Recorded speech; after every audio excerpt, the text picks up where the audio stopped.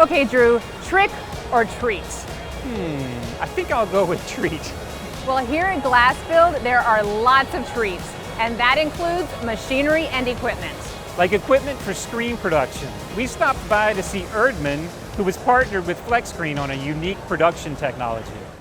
When we were working with Erdman and we asked them to develop this equipment with us, we gave them a challenge of 15 seconds per unit. They have over-delivered. This line, which is, we'll call this generation 1.5, is running at about 13 seconds cycle time. So there's a screen comes off, a finished Windows screen comes off every 13 seconds. The start of the process is using a CNC wire bender, which is essentially spring-making equipment. We have modified it in a way to make really, really, really large springs, which is what FlexScreen is. All of them are all custom sizes. So this isn't a, there's one size, and that's how we're getting 13 seconds. The machine doesn't care if they're doing 10,000 of the same size or if every single screen is a different size.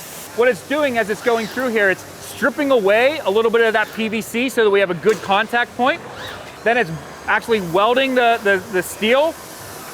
Then it goes to another station where it's actually cleaning up that weld a little bit. As you'll watch, this conveyor over there is choosing the correct size roll of mesh, and then the operator over here is simply grabbing it from a tray and putting it over. And then this operator down here, he is simply trimming the mesh off, the scrap, and putting it onto a cart. The partnership with Erdman has pulled us probably 5 or 6 years ahead of where we thought we would be. When they came into our facility, looked at it and said, we know that we can automate this. And as window companies started getting more and more excited about this, so did Erdman.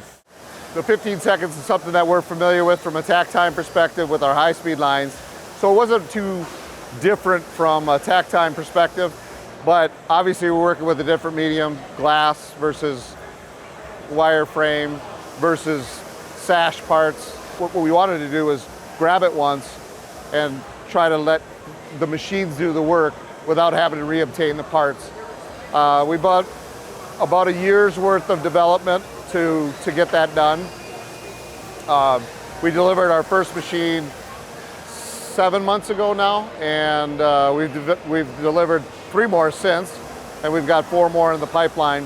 So we're really, going right along. Okay, Drew, time to hit the trade show to hunt for more treats. Sounds good, Ellen. Keep watching because we're bringing you more ghoulish delights from Glassbuild.